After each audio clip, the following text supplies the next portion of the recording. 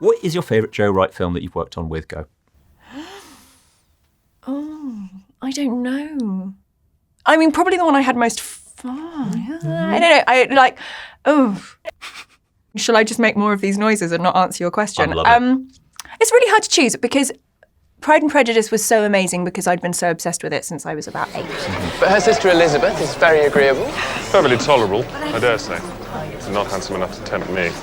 So doing that, and then also it was the first time that I'd worked or been around a load of people of my own age who were all interested in the same thing because I'd left school early and, done all of that. Count your blessings, Lizzie.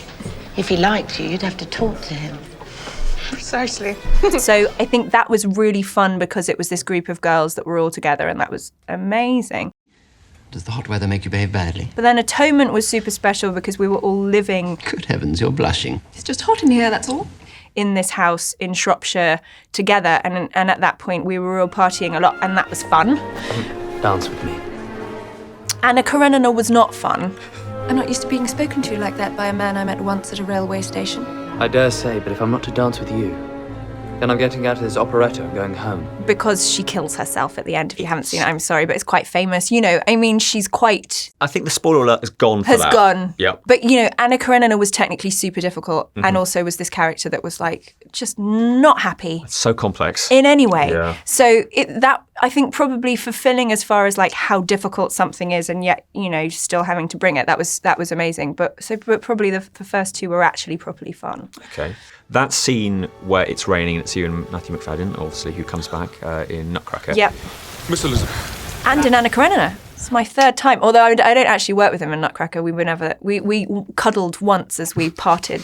We were like ships in the night going, bye. Bye. Bye, yeah. I don't understand. I love you.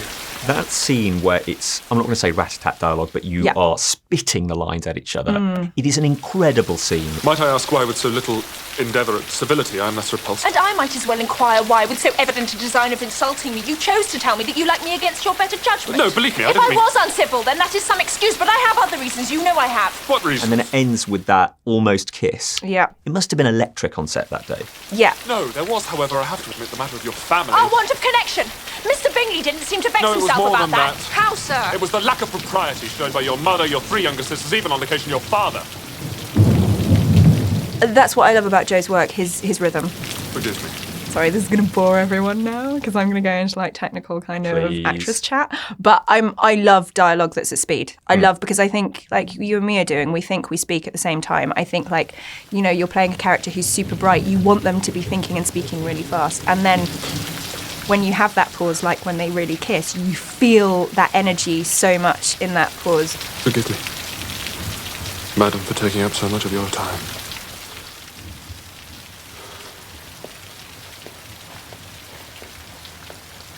I really enjoy it being at speed, and so does Joe. So I think we've always been interested in working with that rhythm. May I have the next dance, Miss Elizabeth?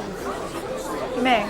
Particularly in that other scene in that film, and you can tell I like the film, but when you're dancing, you have to do an ornate dance whilst kind of battling each other. It's your turn to say something, Mr. Darcy.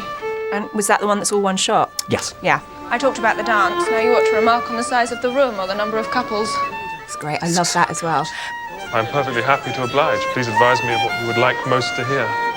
That reply will do for present. Because again, it's mostly in film, you cut it all up. So it's cut up into a million different pieces and you shoot it from a million different angles. So as the actor, you often you don't have to find the actual rhythm because actually sometimes the editor will find it afterwards. Whereas if you're doing it all in one take, the power is sort of with the actor. You have to get it spot on because there's only going to be one take. You can't cut away to anything.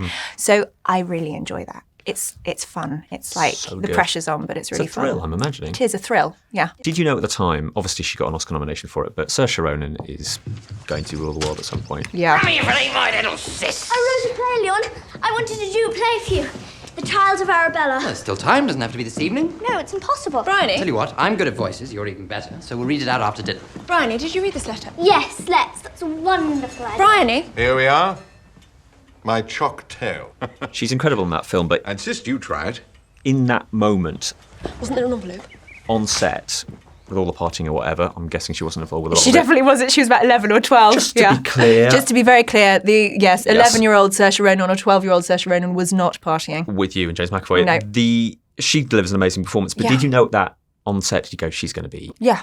She's astonishing. Oh, you know, I mean, yeah. Like, and on set in the rehearsal room, the thing about Saoirse is that whatever that talent is something that is utterly virtuoso.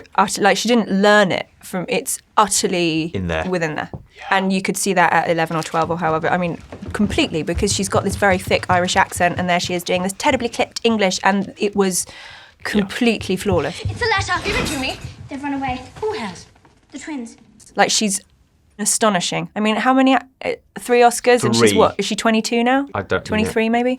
Like, insane. She's insanely talented. In many ways, I'm not okay with it. It's just not fair. Let's just agree that James McAvoy is the best. Yeah. We agree? Yeah. Okay, great. Yeah. It was never meant to be read. No.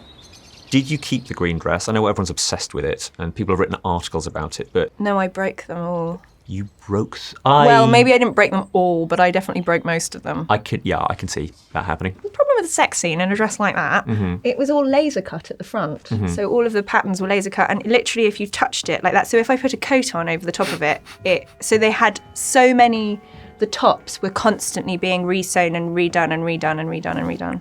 You suffer for your art, don't you? I mean, I didn't. It was Well, the it person wasn't my sewing. It was the person that fixed the dress that was suffering for the art, yeah. Thanks for watching. If you like that, then do watch these videos, or you can listen to my podcast called Radio 1 Screen Time. Oh, and do not forget to hit that subscribe button. You can now get more Radio 1 in your life by downloading the BBC Sounds app or the BBC iPlayer app. Search for full-length versions of these interviews by typing in Movies with Ali Plumb.